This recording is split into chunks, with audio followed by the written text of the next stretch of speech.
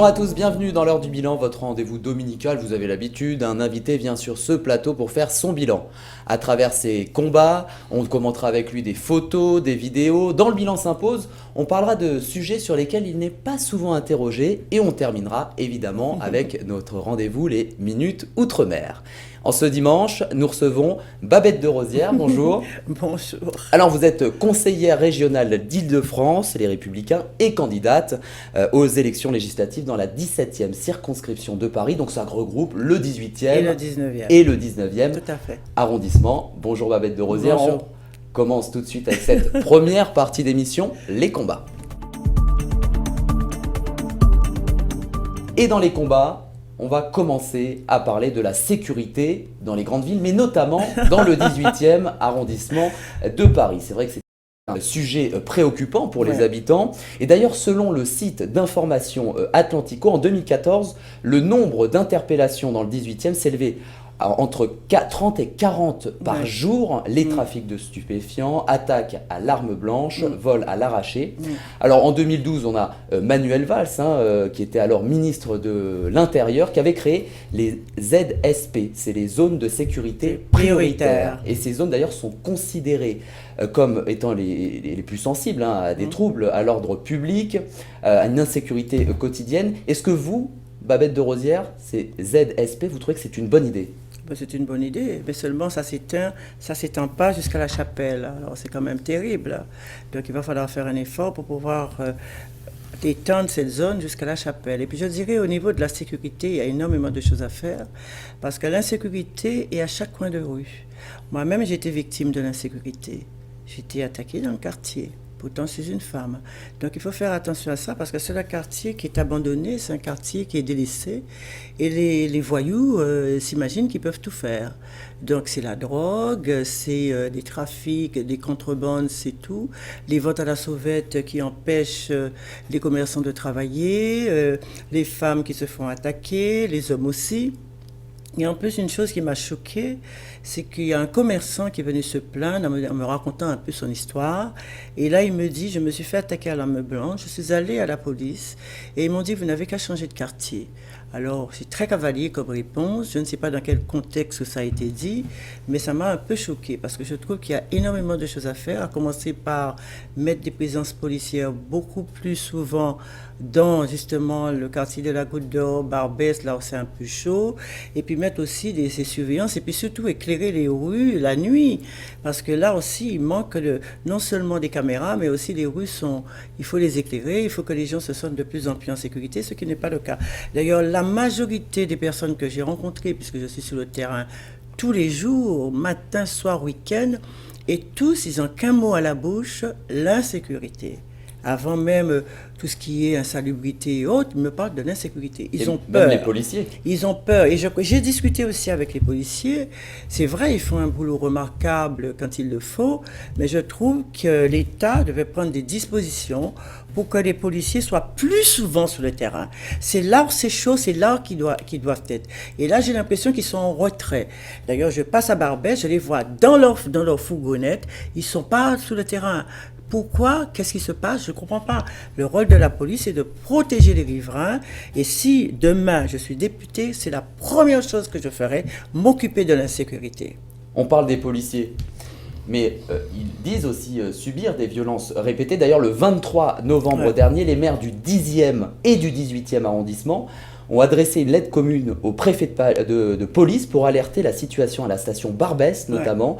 Et quelques jours plus tard, une association d'habitants qui s'appelle SOS La Chapelle, je les ai reçus, a appelé le maire du 18e à prendre des mesures sur cette situation à la Chapelle. Du coup, qu'est-ce que vous feriez? Je vous dis qu'il faut mettre plus de présence policière. Quand je passe à la Chapelle, je vois 2-3 policiers, encore pas tout le temps. Je pense que la zone est chaude. Il y a plein de choses qui se passent là. Devant les policiers, ils font leur trafic. Devant les policiers, je vois les trafics de cigarettes et tout ça. Beaucoup de contrebande, des contrefaçons. Non, S'il faut avoir plus de rigueur, il faut aussi qu'on sanctionne, parce qu'étant donné qu'on ne sanctionne pas, qu'on n'a pas cette rigueur-là, eh ben, ils font ce qu'ils veulent. Les policiers passent 2 secondes, ils ramassent leurs marchandises et ils repartent. Et dès que les policiers repartent, ils sont là. Non, il faut avoir une vision constante sur cet état de fait. On ne peut pas continuer comme ça. Les riverains ne peuvent plus, les gens qui habitent Barbès ne peuvent plus rentrer chez eux. Ils ont un problème, ça c'est un problème grave. Comment peux-tu comprendre qu'on ne peut pas rentrer dans sa maison à cause des bandits qui rôdent et que la police n'est pas là? Non, je sais que les policiers ont beaucoup de travail, mais il faudrait aussi qu'on prenne des dispositions, que l'État prenne des dispositions pour pouvoir faire des rondes plus souvent, prendre des chiens aussi s'il le faut, parce qu'il y a des quartiers qui sont truffés de dealers. Il faut prendre aussi des chiens pour pouvoir détecter tout ça et puis les punir. Moi, j'ai un mari magistrat, je sais de quoi je parle. Il faut les punir, il faut sanctionner.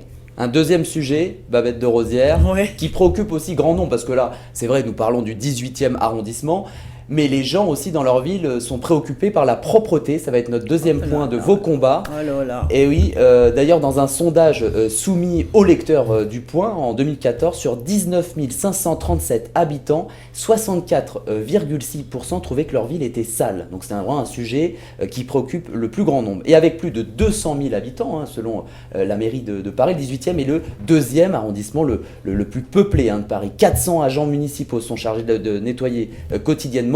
Mais pourtant, les gens se plaignent de cette saleté L'incivilité quotidienne. aussi joue un rôle.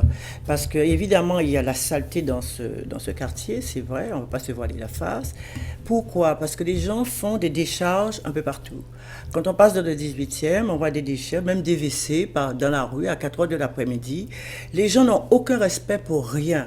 Il faut déjà régler ce côté incivilité. Ça, c'est vrai. Les tags, les dépôts, les décharges et tout ça partout dans les rues, ça aussi, il faut régler ça. Et pourquoi? Il faut créer, moi j'ai l'intention de créer une brigade verte. C'est-à-dire, c'est des policiers qui passeront pour sanctionner ces gens qui font ça. On jette les mégots de cigarettes. En civil? Ils jettent, mais bien sûr, en civil. Ils jettent les mégots de cigarettes, ils jettent tout. C'est là vraiment une décharge. Surtout à Barbès. Quand on va à Barbès, c'est une décharge. Moi, de mes yeux, j'ai vu des policiers, eux, en train de ramasser tout ce qui est par terre et mettre dans les poubelles. Donc, les habitants, pas les habitants, les gens qui viennent vendre à la sauvette ont une grande part de responsabilité parce qu'eux, ils s'en foutent. Déjà, ils vendent à la sauvette, ils gênent tous les commerçants. Mais en plus, quand ils voient la police, ils détalent et laissent le carton, tout est là. Et c'est aux autres de les ramasser. Non. Et pourtant, il y a 80 prestations de nettoyage par jour. Pour revenir à l'insécurité, il faut savoir qu'il y a 9% d'insécurité en France, mais il y en a plus de 15% dans le 18e et dans le 19e. C'est grave. Non, il faut aussi, c'est pourquoi je dis, il faut créer une brigade verte qui passera en civil, on ne sait pas qui ils sont, et il va pouvoir sanctionner ces choses-là. Parce qu'il faut arrêter avec les tags, il faut arrêter avec les ventes à la sauvette, il faut arrêter de faire chier les commerçants, faire chier les riverains. Ils ont besoin de paix, de sérénité comme partout. Et au niveau de la saleté, je pense qu'il y a encore des efforts à faire. Pourtant, pour l'instant, 35 € d'amende. Oui, bien sûr, mais enfin, à qui on les donne? Ce sont des gens qui sont sans papier, ce sont des gens qui foutent rien. Où est-ce qu'on va appliquer ces amendes-là? C'est sous le champ qu'il faut faire payer ça. C'est sous le champ, on les tient. Tu payes tout de suite. C'est-à-dire augmenter le nombre de personnel. Et absolument. C'est bon, tout de suite qu'il faut réagir. Les consciences. Ah ben je pense, quand tu te fais épingler 2-3 fois et c'est pas une fiction et que tu dois débourser, tu finis par comprendre parce qu'ils sont très près de leur source, je suppose, comme tout le monde. Non, mais si on se contente de faire des petits papiers d'amende, ben alors qui paye les amendes? C'est encore nous, les contribuables, qui paieront tout ça. Non, il faut vraiment avoir une vraie discipline et prendre des mesures et trouver des solutions. Et moi, je vais trouver des solutions. T'inquiète pas, si je rentre à l'Assemblée nationale, ne vous inquiétez pas, pardon, je vous ai tutoyé. Si je rentre à l'Assemblée nationale, je ferai entendre la voix des riverains de cette circonscription, ça c'est sûr. Babette de Rosière, on passe tout de suite à cette deuxième partie d'émission. C'est l'œil du bilan. Dans l'œil du bilan, on commente ensemble des photos et des vidéos. Et on va commencer. Je vais vous montrer cette photo, Babette de Rosière. Ça va vous rappeler des souvenirs. Babette de Rosière Exactement, puisque le 30 juin 2015, vous avez été convié par le président de l'Assemblée générale de l'ONU. Et votre mission, c'était réaliser un cocktail dînatoire destiné à régaler quand même plus de 300 personnalités chefs d'État du monde entier. Ouais. Alors c'est vrai que d'ailleurs, pour l'occasion, les caméras de la chaîne France O vous ont suivi avec un documentaire qui s'appelle Babette à l'ONU. Il avait été diffusé en octobre, c'était en juin, mais le documentaire a été diffusé après en octobre. Et d'ailleurs, dans un ordre chronologique, on vous voit à votre départ de chez vous jusqu'au au jour J. Quel bilan faites-vous de cette aventure? Oh là là, moi, je pense à une chose. Je me souviens que lorsque j'avais dit à mes parents que je quittais mes études d'histoire-géographie, j'ai quand même fait la licence, et que je me lançais en cuisine. Ma mère m'a dit, tu choisis entre la cuisine. Et je lui ai dit, je choisis la cuisine. Mais ce n'est pas pour autant que je me suis fâchée avec elle. Et je suis contente d'avoir fait ce choix. Parce que c'est un choix réfléchi. Et d'ailleurs, en passant, je vais donner au conseil aux jeunes. Si vous avez choisi une voie, il faut vraiment s'y tenir. Parce que c'est ça, l'aventure d'un jeune dépend de son choix. Moi, j'ai choisi délibérément la cuisine parce que je me retrouvais dans la cuisine. Ça m'a fait penser aussi à ma grand-mère qui aimait cuisiner, qui était un fin cordon bleu. Et donc, je me suis dit, c'est cette voie-là que je vais prendre. Et je suis contente de l'avoir prise, parce que là, je me suis retrouvée à l'ONU. D'ailleurs, ça a commencé par les têtes couronnées qui m'ont appelée pour faire la cuisine chez eux. Et là, l'ONU, c'est le président de l'Assemblée de l'ONU. Il faut savoir qu'il y a l'Assemblée de l'ONU qui est présidée chaque année par un nouveau président. Et il y a le secrétaire général, M. Ban Ki-moon. J'ai eu une lettre à la fois du président de l'Assemblée de l'ONU et de Ban Ki-moon qui me demandait de leur faire l'honneur de venir préparer Ça a dû être du stress, un gros stress avec vos équipes. Quand j'ai reçu ça, je suis partie montrer ça à mon mari. J'ai dit, c'est de la fiction ou c'est de la réalité? Et il m'a dit, c'est pas une fiction, c'est une réalité. Alors j'ai appelé et j'ai eu personnellement M. Ban Ki-moon qui parle couramment le français. Tout à fait, c'est vrai qu'il parle très bien le français. Et il m'a bien expliqué qu'il fallait que je vienne là-bas à New York et que c'est moi qui devais opérer dans cette grande manifestation. Et c'est pas tout. J'ai eu du mal à rentrer à l'ONU, malgré toutes les autorisations que j'avais et tout en amont. Je suis arrivée avec mon équipe, c'était très compliqué. J'ai réussi après 3 heures d'attente à faire rentrer mon équipe. Et en plus, c'était pas fini, parce que j'ai eu beaucoup d'obstacles. Je me suis retrouvée seule femme en cuisine avec au moins une vingtaine de bonhommes, plus mes bonhommes à moi que j'avais emmenés.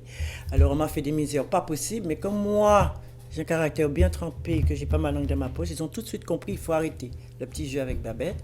Ça m'a permis de travailler et le thème, c'était Dame Nature.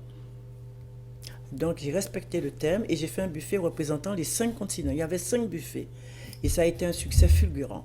Le point 2, Babette de Rosière, c'est votre lancement en politique, parce que c'est vrai que vous êtes une femme médiatique, animatrice de télévision, auteure, restauratrice, grande chef de cuisine. Oui, j'ai un métier. Exactement. Même deux métiers, parce que j'ai fait la télé et la télé, cuisine vous avez en même temps, combiné. en tandem, les deux. En tout cas, en 2015, vous décidez officiellement de vous lancer en politique. Et je vais donc vous montrer une vidéo maintenant. Et d'ailleurs, ça a été tourné dans les locaux d'OM5.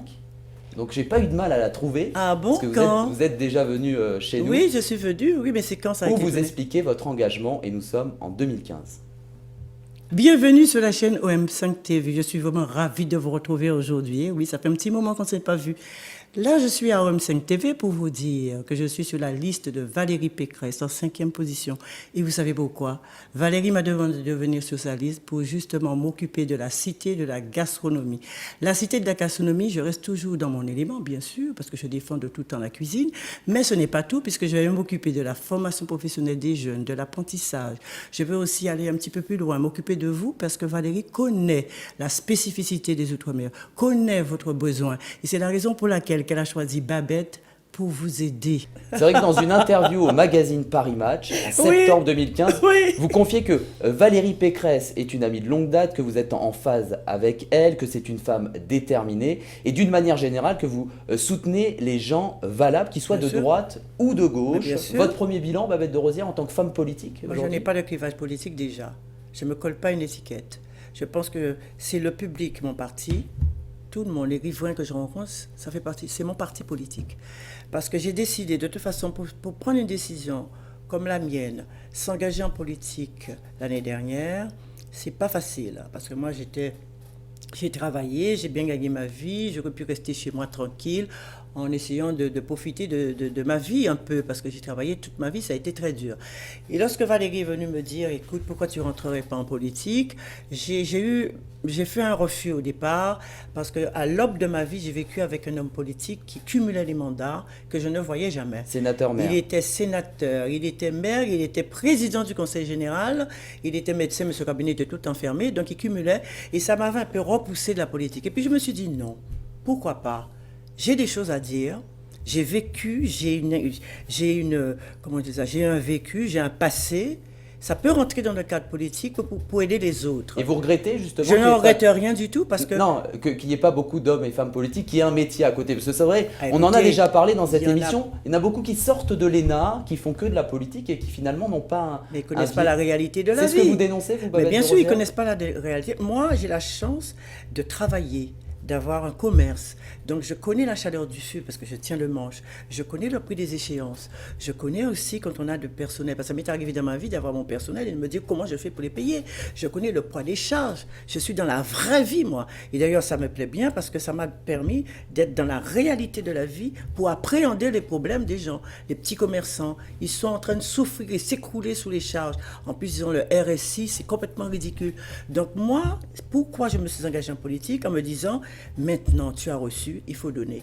Et c'est pour ça que je me suis engagée pour être aux côtés. Et si ce n'était pas dans la 17e Circo, peut-être que je ne serais pas venue à la députation. Mais je suis venue là, sans vous couper, parce que à l'aube de ma vie, j'ai eu ma première petite chambre de bonne, rue de Panama à la Goutte d'Or, sans commodité. Mais je vivais bien, j'étais contente, j'étais heureuse dans ce quartier-là, j'avais plein de bonnes promesses dans ma tête. Et après, je me suis retrouvée jeune femme avec un enfant monoparental à élever, toujours dans ce quartier-là. Et j'ai souvenir aussi, parce que ça n'a pas été facile, que je déconsignais des bouteilles pour aller m'acheter une baguette. Donc, je suis dans la vraie vie. Je connais bien les problèmes de ce quartier parce que j'ai vécu dans ce quartier. Donc, il me doit de défendre maintenant ce quartier. Babette de Rosière, on passe tout de suite à la troisième partie de mais cette combien de émission. parties qu'il y a dans cette émission? Il y en a 4 en tout. Là, c'est la troisième. Oh C'est le bilan s'impose.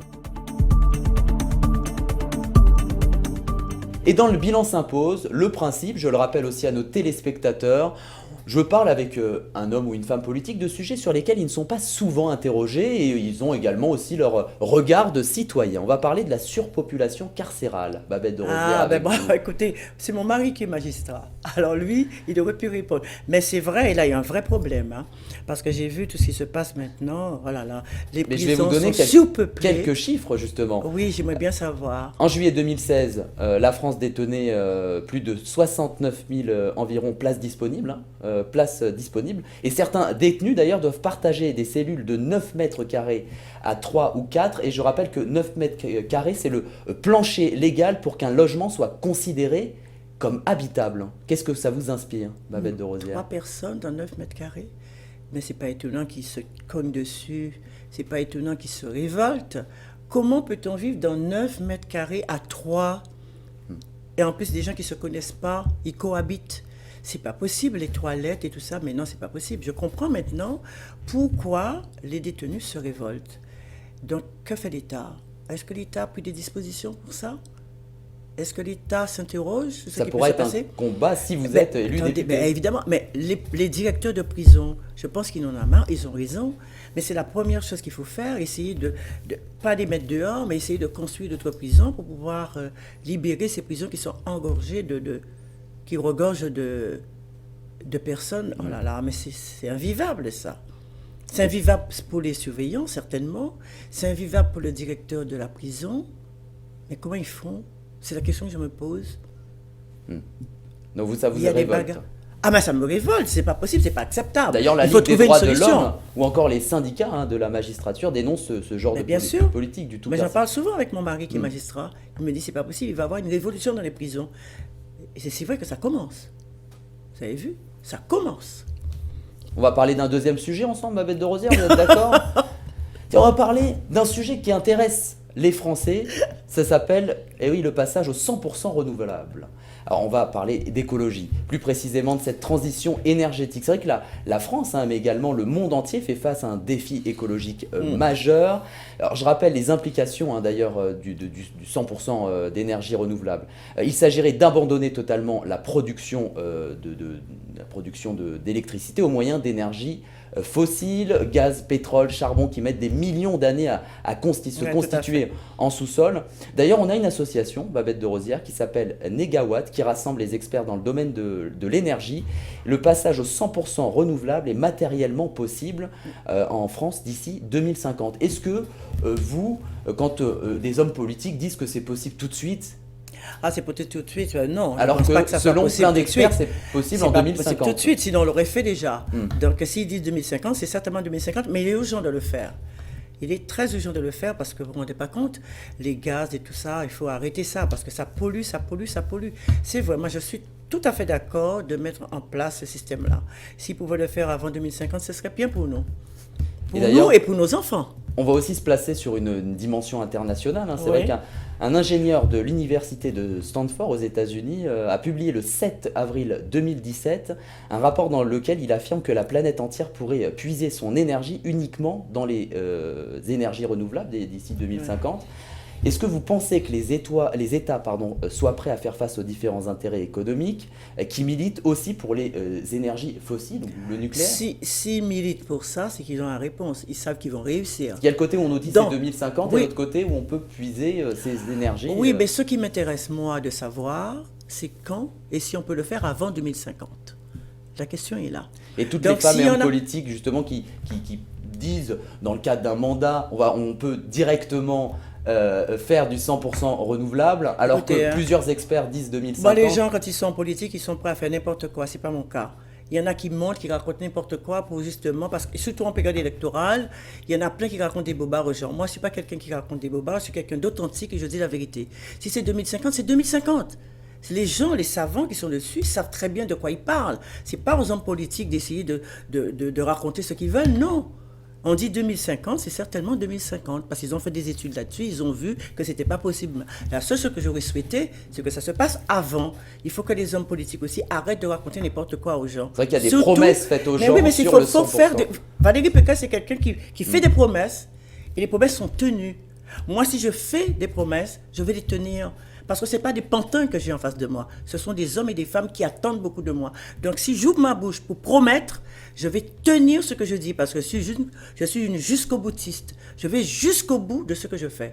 D'ailleurs, c'est si vrai à la région maintenant. Et ça va être aussi vrai aussi lorsque je serai député à l'Assemblée nationale.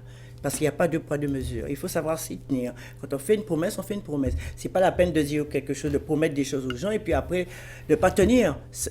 La valeur de la parole politique, c'est quoi? Non. C'est pourquoi je dis à tout le monde, je ne suis pas une femme politique comme les autres. La politique, c'est mon engagement. Et mon engagement, c'est de rendre public tout ce que je fais et de subvenir aux besoins des riverains qui me font confiance. Et je peux vous dire que si je suis à l'Assemblée nationale, ils vont m'entendre. Je serai le porte-voix de tous ces riverains et sans langue de bois, parce que personnellement, je ne connais pas la langue de bois. Et je vais surtout faire mal, puisque je vais toucher et soulever tout ce qui fait mal et tout ce que les hommes politiques ne disent pas. Parce que je n'ai aucune place à conserver. On va passer à la toute dernière partie d'émission, c'est les minutes Outre-mer. Et dans les minutes Outre-mer, on va parler du salon de la gastronomie des Outre-mer. Est-ce que vous connaissez ce salon, Babette de Rosière? C'est moi. Exactement, promouvoir la cuisine ultra-marine est un sujet de votre vie. Vous êtes effectivement la créatrice de ce salon que l'on retrouve chaque année au Paris Event Center à la porte de la Villette. Une manière aussi de découvrir les plats traditionnels, mais aussi les nouvelles tendances. Un salon qui ressemble un peu à un voyage. On se balade un peu dans tous ces stands, on va d'une région à l'autre, de saveur à une autre. C'est vrai que vous dites régulièrement aussi que vous êtes battu pour ouvrir ce salon. Ça fait des années que vous le demandez. C'est pas simple. Quand j'ai voulu monter le salon de la gastronomie des Outre-mer, j'ai commencé par faire un dossier pour la promotion de la culture des Outre-mer. Parce qu'il faut savoir que les Outre-mer sont des oubliés. Les Outre-mer, hop, on passe aux Outre-mer au moment des élections. Que ça. Mais autrement, Personne ne pense aux Outre-mer. On a une vraie culture, on a une vraie identité, on existe. Personne ne parle de nous. Alors j'ai décidé, ça a commencé comme ça, il y a une dizaine d'années, de faire un dossier pour essayer de faire un éclairage, un coup d'éclairage sur les Outre-mer en général. Et j'ai présenté ce dossier à un ministre qui m'avait fait, comme par hasard, les hommes politiques sont tous pareils, les belles paroles et tout. 1 an, 2 ans après, j'ai rien. Jusqu'au jour où j'avais décidé d'en parler à la presse et du coup on m'appelle pour me décorer de la Légion d'honneur dont on n'avait rien à faire, que j'ai refusé. Vous pensez qu'on a essayé de vous acheter Ah oui, il m'a fermé la bouche avec une rosette, c'est impossible. Donc j'ai refusé cette Légion d'honneur, j'en avais que faire de ça. Ce qui m'intéresse, c'est promouvoir ma culture, promouvoir les Outre-mer. Et quand j'ai vu que ça ne marchait pas, je me suis dit, bon voilà, je vais créer un salon, ils vont tous venir à Paris, et au moins on saura qu'ils existent, qu'ils ont une vraie culture et qu'à travers ce salon, ils vont pouvoir voyager tous de la Guadeloupe, de la Martinique, la Réunion, Nouvelle-Calédonie, Tahiti, etc. Et c'est pour ça que j'ai fait ce salon. Je me suis battue pour faire ce salon. Ça n'a pas été facile. Et ça a commencé en 2015. Ça a commencé en 2015. Ça n'a pas été facile. Un véritable succès avec des milliers d'ailleurs de 15 000 personnes, le premier pour salon uniquement édition. Sous mon nom. 28 000 personnes, deuxième édition. Et là, je vais faire la troisième édition en février 2018. Février 2018. Parce que là, cette année, j'ai mis le salon entre parenthèses parce que je ne peux pas être à la fois candidate aux élections législatives. Comme ça, les gens le savent en même temps. Et voilà, et m'occuper du salon. Quand je fais quelque chose, je le fais à fond. Je ne fais pas des demi-mesures. Alors, j'ai préféré mettre de côté mon salon en avertissant les D'ailleurs, quand on va sur le site de l'Internet, voilà. Vous prévenez que c'est Absolument. reporté. Absolument. Et maintenant, en février 2018, je serai là.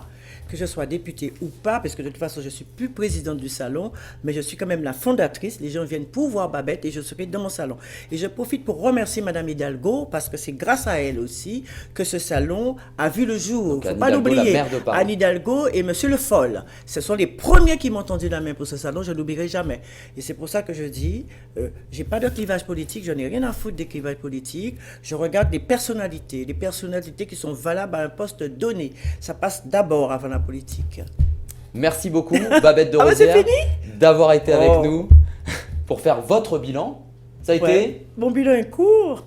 Le bilan dure 25 minutes, comme tout le monde. Il y a déjà 25 minutes. Et oui, je rappelle en tout cas que vous êtes conseillère régionale d'Île-de-France. Oui. Et je suis à l'exécutif de la région Île-de-France. Exactement. Je m'occupe de l'apprentissage, je m'occupe de la formation professionnelle. Et je m'occupe aussi des petits commerçants qui ont du mal à boucler leur fin de mois. Et nous, on a créé un prêt croissance à la région pour leur permettre d'avoir un prêt à taux zéro, remboursable avec un différé et sans hypothéquer les biens du dirigeant. C'est important. Et également candidate aux élections législatives dans la 17e circonscription de Paris qui regroupe les 18e, le 18e et le 19e arrondissement. Merci Babette de Rosière d'avoir été avec nous. J'avais quand même un petit mot à dire parce qu'il y a quelques temps, on m'a vandalisé. Alors c'était en avril dernier. C'était en avril dernier. Je suis arrivé, ma permanence a été complètement vandalisée avec des faucilles et des marteaux. Et ça, je trouve on a barré votre nom et on a marqué. Voilà, on a marqué mon nom en rouge. On a mis des fausses à la place des fossiles et des marteaux avec boycott 2017. Je trouve ça vraiment scandaleux. Évidemment. Scandaleux. Tout le monde condamne. C'est antidémocratique et tout le monde a condamné ça, tout à fait. Vous avez fait un buzz dans la presse. Effectivement, j'ai alerté toute la presse. Je suis quelqu'un des médias. Moi, quand j'ai vu ça, j'ai alerté toute la presse. C'est mon âme absolue, la presse. Il faut qu'on le sache.